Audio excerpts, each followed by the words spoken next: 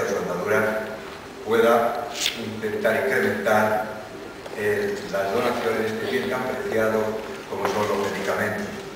y hacerlos, como venimos haciéndolo, a los países el día del desarrollo y, por supuesto, también en lo que llaman el cuarto mundo, intentar también poner nuestro granito de arena. Entonces, en definitiva, es el único objetivo de nuestro trabajo. Repito, muy agradecido, por supuesto, y ya que aprovecho esta ocasión que estoy aquí para citar a dos compañeros que vienen conmigo, que son el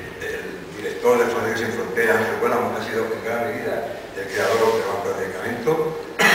y a su vicepresidente y coordinador general, que ha puesto en marcha y son realmente los protagonistas para que esta noche estemos aquí, que seamos receptores de este gran premio, porque supongo que esto va a intentar, dentro de nuestras limitaciones, fomentar todo lo que esto significa. Me van a permitir,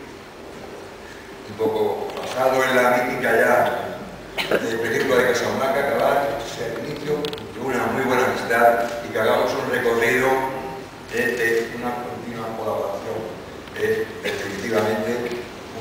una impresión personal ya de que Farmacéuticos Sin Fronteras pues tiene la credibilidad suficiente para intentar que este reto que se nos ha puesto encima,